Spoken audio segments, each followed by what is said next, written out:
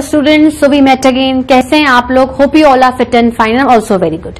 Students, हम लोगों ने पिछली बार इंप्रूवमेंट इन फूड रिसोर्सेस में जो टॉपिक स्टार्ट किया था वो प्रॉपरली एक तरीके से तो उसी चैप्टर का न्यू टॉपिक है, that is animal husbandry. Animal husbandry में मैंने आपको बताया था कि एनिमल्स को डोमेस्टिकेट करके उनकी केयरिंग की जाती है, उनकी रियरिंग, उनका प्रॉपर मैनेजमेंट किया जाता है। क्यों? क्योंकि उनसे हमें कोई ना कोई यूज उठाना है। यूज वर्ड ठीक नहीं होगा, यूज का मतलब है लाइफ स्टॉक क्रिएट करना है। हमें क्या करना है कि कोई ना कोई चीज हमारे डे टू डे लाइफ में यूज हो रही है, उसकी यूटिलिटी पब्लिक के लिए भी बहुत ज्यादा है, इसलिए हमें क्या है उन एनिमल्स की बहुत ज्यादा केयरिंग करने की पड़ेगी जरूरत। ठीक है, उसमें हमने 4 हेडिंग्स पढ़े थे, cattle farming, poultry farming, bee keeping and fish production. In last topic we have completed cattle management properly.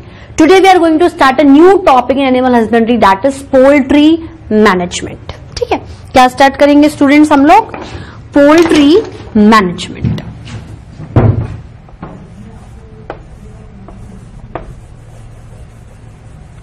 बहुत सिंपल है स्टूडेंट्स, सेम इसके सब हेडिंग्स कैटल फार्म मैनेजमेंट की तरह ही चलेंगे, सिर्फ कंटेंट में थोड़ा सा डिफरेंस है। बहुत इजी टॉपिक है, चैप्टर ही बहुत आसान लग रहा होगा। ठीक है, पोल्ट्री का मतलब क्या होता है? अगर हम बात करें, मैनेजमेंट तो समझ में आ रहा है, पोल्ट्री का मतलब होता है एग प्रोडक्शन। पोल्ट्री का मतलब होता है एग प्रोडक्शन। बात समझ में आ गई? अंडा कौन देता है? अंडा तो मुर्गी देती है, तो कहीं ना कहीं मुर्गी को डोमेस्टिकेट करो, केयर करो और एग को प्रोड्यूस कर लो। एग को मैं लूंगी और मैं खा लूंगी, सिंपल, बात खत्म। आप बोलोगे मैम हम तो मुर्गी को भी खाते हैं, I am a pure non vegetarian. अगर आप कहें कि हम किसी नॉन वेजिटेरियन की बात करें तो that person eat egg, but that person itself eat that egg या चिकन ऑल्सो। ठीक है, तो मैं ये कह सकती हूं कि मेरे को वो जो बर्ड मैंने डोमेस्टिकेट करी है वो दोनों यूज से यूज हो रही है। एक तो वो खुद के अंदर से जो एग निकाल रही है वो यूज हो रही है, और वो खुद भी एज अ फूड के लिए यूज हो रही है। ठीक है, तो अगर हम पहले पॉइंट की बात करें, we are going to discuss about the purpose. Purpose में कौन से दोनों पॉइंट आएंगे? Egg production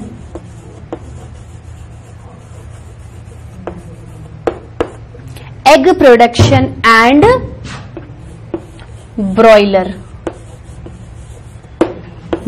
production. अब आप बोलोगे मैम फिर से एक नया टर्म आएगा, ब्रॉयलर। ब्रॉयलर मतलब जो बर्ड खुद इटसेल्फ खाने में यूज आ रही है एज अ मीट बोलते हैं। ब्रॉयलर का मतलब क्या है? ब्रॉयलर का मतलब है मीट प्रोडक्शन। ब्रॉयलर का मतलब है meat production related to non vegetarians.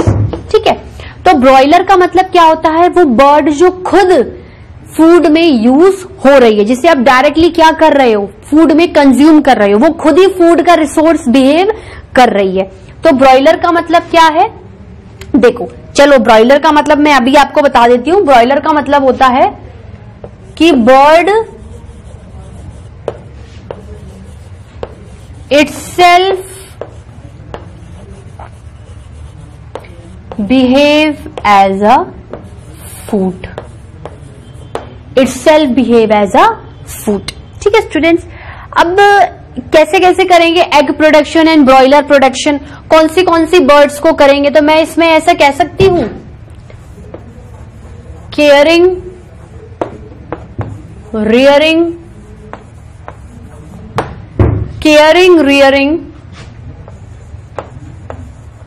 And management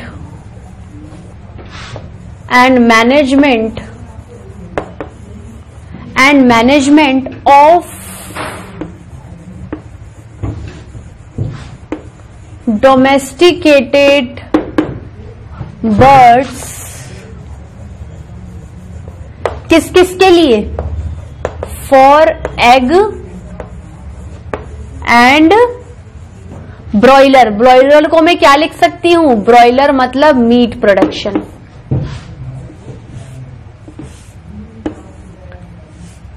meat production.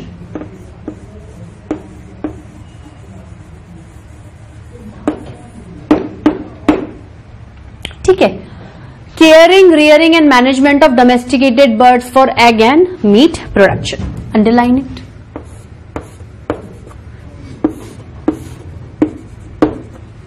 ठीक है, अब आप बोलोगे मैम कि इनको अगर केयरिंग और रियरिंग चाहिए तो क्या क्या देना पड़ेगा।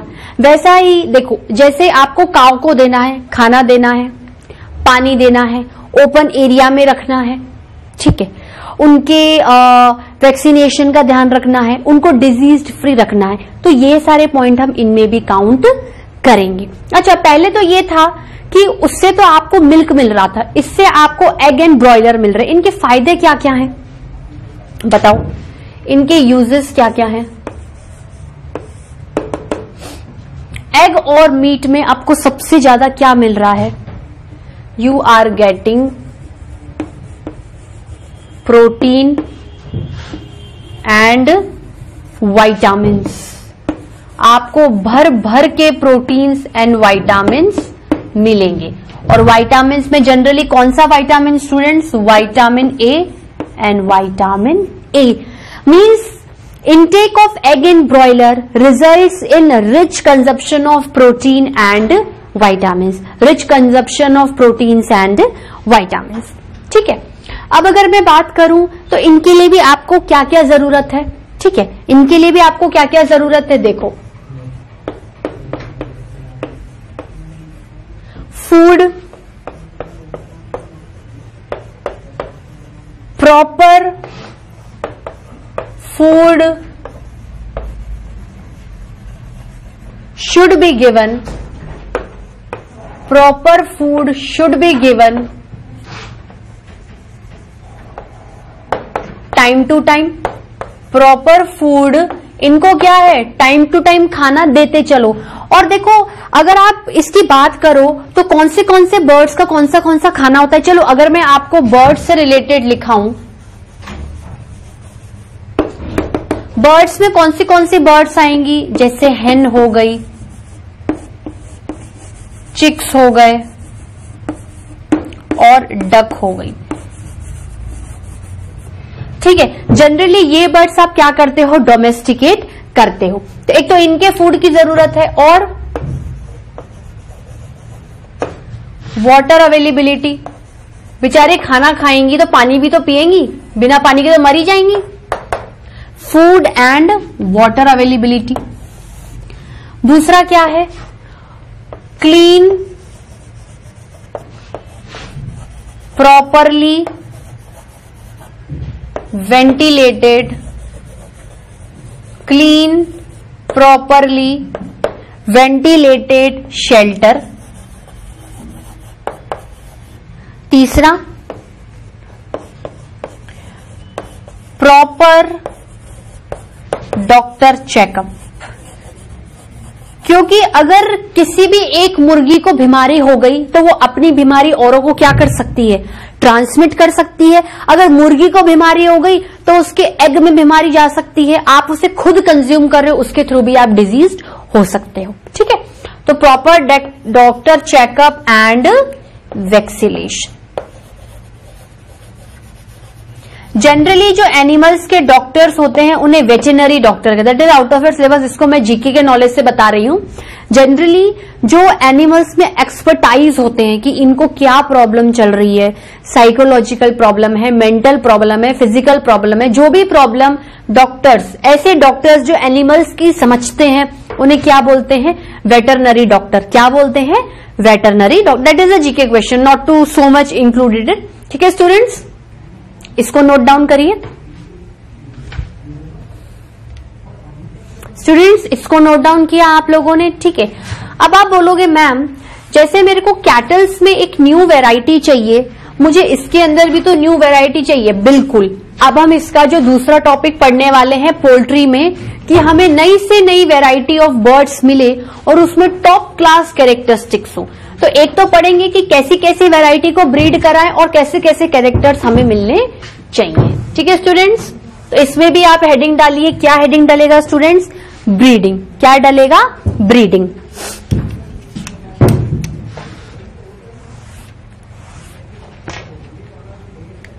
ब्रीडिंग।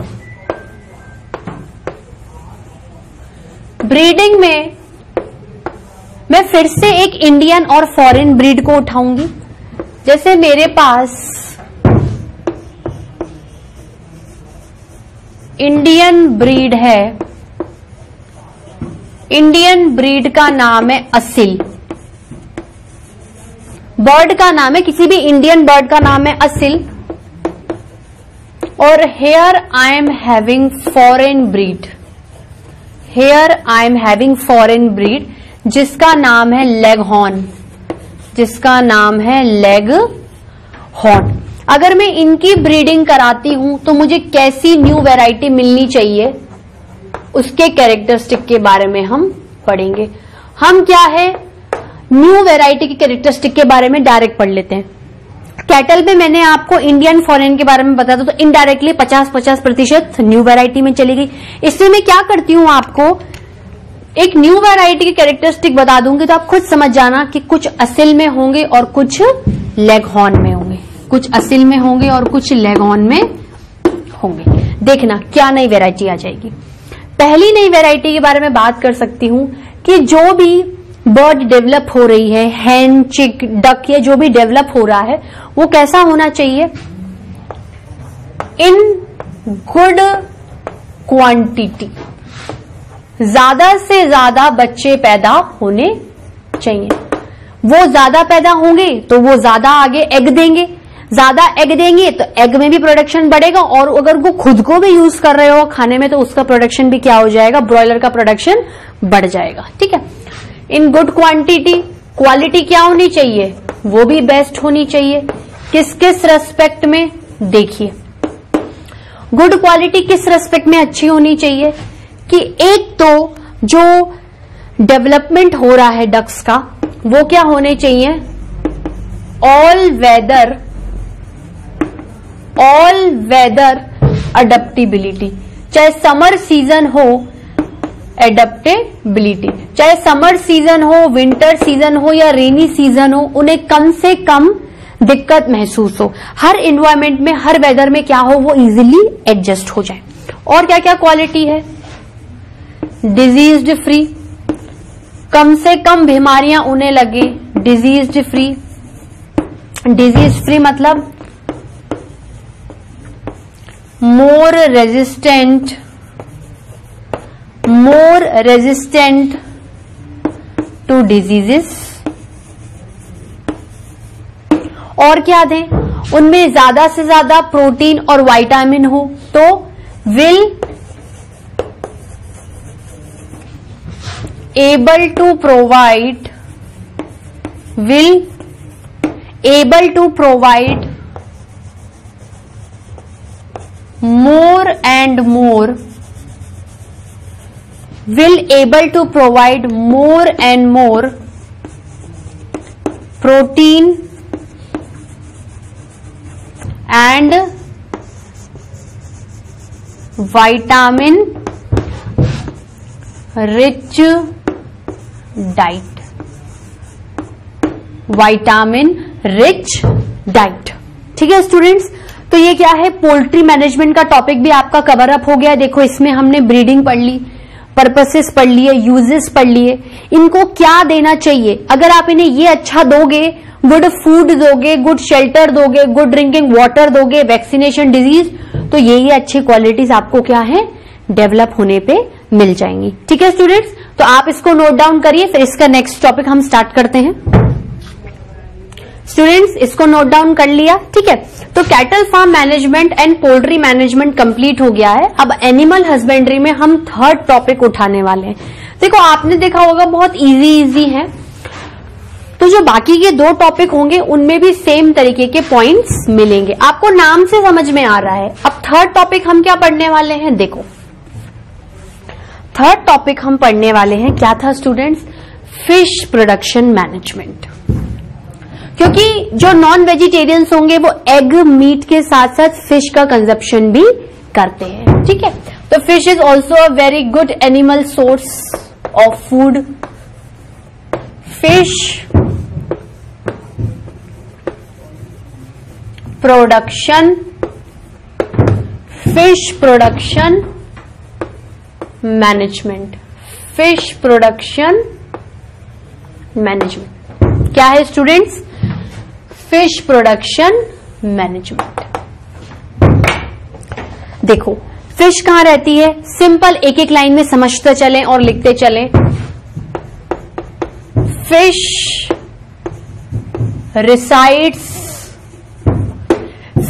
Resides in water. ठीक है, इनका पर्पस क्या है? फिश को आप खाते हो, ओके. अगर आपको फिश को खाना है तो आप क्या करोगे? कैच करोगे. डेफिनेटली है. मुझे पानी से फिश को कैच करना पड़ेगा. मुझे पानी से फिश को कैच करना पड़ेगा. उसके बाद सेलेक्ट करना पड़ेगा कि कौन सी फिश कितनी अच्छी क्वालिटी की है.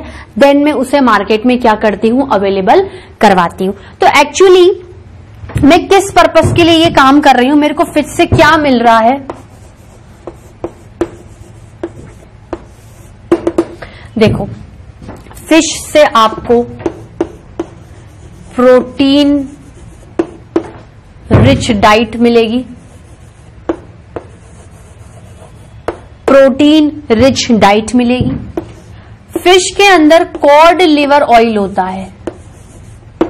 कॉड लिवर ऑयल बोलते ना, फिश खाइए बाल और चेहरा एकदम चमक जाता है. कॉड लिवर ऑयल क्या होता है? Resistance to many diseases.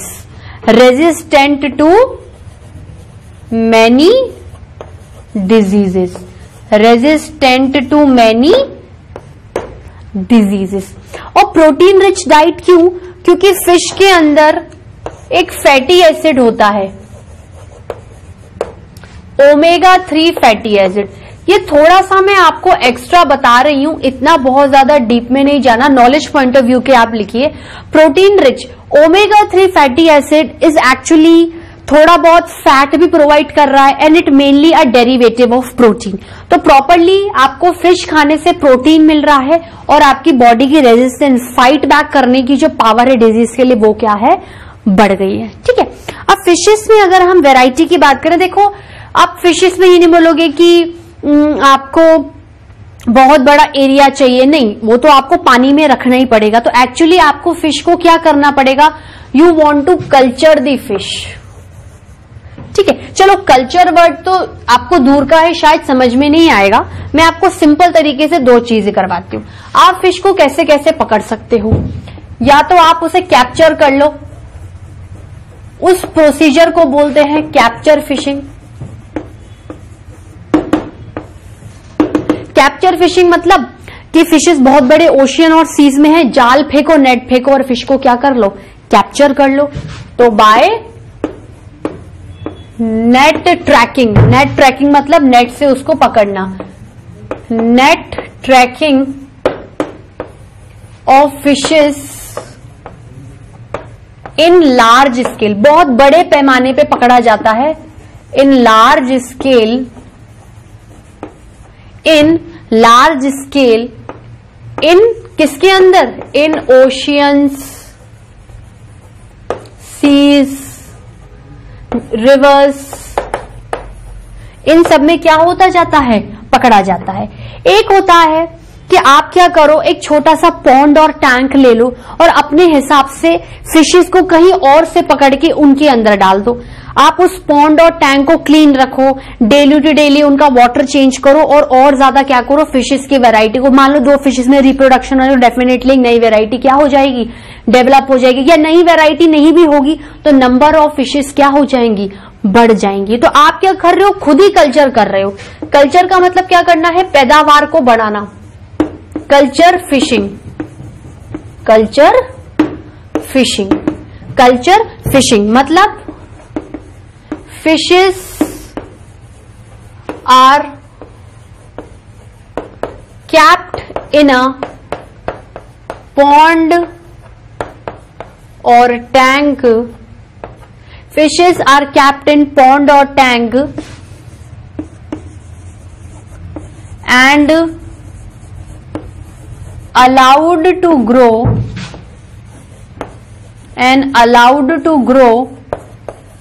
in a safe, आपको उनकी रक्षा भी तो करनी है, मान लो फिशेस को कोई मार गया या उठा के ले गया, to grow in a safe and clean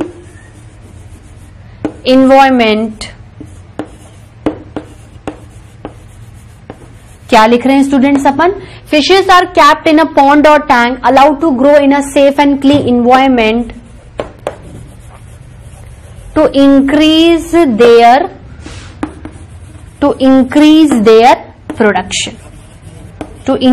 there production. अब आप बोलोगे मैम आपने अभी तक किसी भी फिश की वैरायटी का नाम नहीं लिखवाया। आप लोग इसको नोट डाउन करिए, फिर हम लिस्ट लिखते हैं फिशेस की। स्टूडेंट्स इसको नोट डाउन किया। अब देखिए फिशेस किस में रहती हैं? पानी में रहती हैं। तो दो तरीके के पानी हो सकते हैं। हम बोलते हैं ना ये तो मैराइन वाटर है, ये फ्रेश वाटर है। मैराइन वाटर किस सेंस में? खारा पानी जिसमें नमक है। जनरली हम अपनी डे टू डे एक्टिविटी में उसे नहीं यूज कर पाते। और फ्रेश मतलब एकदम फ्रेश पानी। I can use in many house hold activities, I can drink that water also. ठीक है, तो फिशेस क्या है? दो तरीके से रहती हैं। तो अगर वेराइटीज के बारे में बात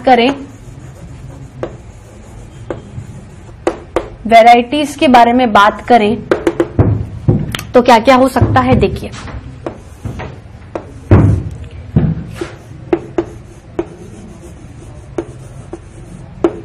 marine water fishes and fresh water fishes. ठीक है, मैराइन वाटर मतलब बड़े बड़े ओशियंस में, सी में। ठीक है, इसमें क्या है? जैसे लेक्स हो सकता है, रिवर हो सकता है, पॉन्ड हो सकता है, टैंक हो सकता है। ठीक है, जनरली ये तो क्या है? कैप्चर फिशिंग में ही आएंगी प्रॉपरली। ये कैप्चर प्लस कल्चर दोनों में आ सकती हैं। ठीक है, तो अगर हम इनकी वैरायटी के बारे में बात करें, मैराइन फिशेस क्या क्या हो सकती है? देखो मैराइन फिशेस के नाम में क्या क्या आता है, पहले नाम लिखते फिर मैं आपको बताती हूं।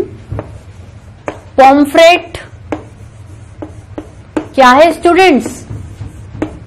Pomfret, mackerel,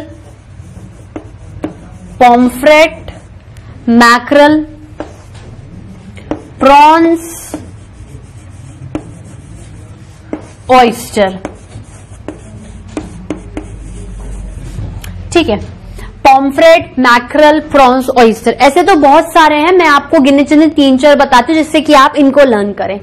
pomfret, mackerel, prawns, oysters. ठीक है, ऑयस्टर्स क्या होते हैं? They pearl generating.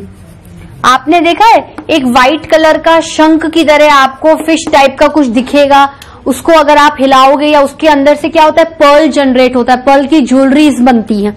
तो जनरली जो भी आपके कैचिंग लोग हैं, जिन्हें आप मछुआरे बोलते हो, वो अगर फिशेस को कैच करते हैं तो जनरली वो एक मार्केटिंग पर्पस के लिए भी उसे कैच करते हैं। अगर वो ऑयस्टर्स में से पर्ल को निकाल के बेचेंगे तो they will become rich in a few months. ठीक है, तो जनरली ये फिशेस क्या है? खाने में भी यूज आ रही हैं। ठीक है, आपको प्रोटीन रिच डाइट भी देती है। कभी कभार फिश की स्किन से बहुत सारे हाउस होल्ड गिफ्ट आइटम्स भी बन जाते हैं। ठीक है, और इनडायरेक्टली ये आपको एक मार्केट भी प्रोवाइड कर रही है। ठीक है, अगर अपन फ्रेश वाटर फिशेस की बात करें, फ्रेश फिशेस, ठीक है, जनरली मैं कह सकती हूं कि इनमें से कुछ फिशेस खाने में आती हैं, कुछ फिशेस खाने में नहीं आती हैं। लेकिन फ्रेश वाटर फिशेस जो कि क्लीन है जनरली, वो ज्यादा से ज्यादा फूड में हेल्प करती है। जरूरी नहीं मार्केट पर्पस के लिए यूज हो, लेकिन ये फूड में बहुत ज्यादा रिसोर्स का काम करती है। जैसे इसमें आती है काटला, रोहू फिश, ठीक है, silver carp, silver carp, green carp, ठीक है, और तीसरा आपका आता है मृगल, ठीक है। ये फिशेस की वैरायटी है, फिशेस की स्पीशीज हैं जो कि मैराइन में पाई जाती हैं और फ्रेश वाटर में। देखो ये जनरली क्या है, अगर इसको थोड़ा सा डिफरेंशिएट करें तो ये क्या है, मार्केट के पॉइंट ऑफ व्यू से ज्यादा यूज हो रही है और फूड के में कम हो रही है, थोड़ी मतलब हो रही है पर कम हो रही है। ये मेजॉरिटी में क्या है, फूड में ज्यादा है। देखो मैं ये फ्लो चार्ट की फॉर्म, फूड प्लस मतलब प्रोडक्टिविटी फूड की ज्यादा है, मार्केट में क्या है, ठीक है, यूज हो भी सकती है और यूज नहीं भी हो सकती है। ओवरऑल फिशेस में आपको क्या क्या है, देखो अगर हम वापस से देखें, फिशेस आपको मेनली क्या क्या प्रोवाइड करती हैं, प्रोटीन, ठीक है, विटामिन, ठीक है, और हम कह सकते हैं ज्वेलरी पर्पस। ज्वेलरी पर्पस क्यों, क्योंकि अभी मैंने देखा ना ऑयस्टर पर्ल बना रहे हैं और कभी कभार कुछ डेकोरेटिव आइटम्स भी इनसे बने जाते हैं, डेकोरेटिव आइटम। ये तो मैं आपको एक्स्ट्रा में लिखा रही हूं, ठीक है students, protein, vitamin, jewellery purpose और डेकोरेटिव आइटम्स।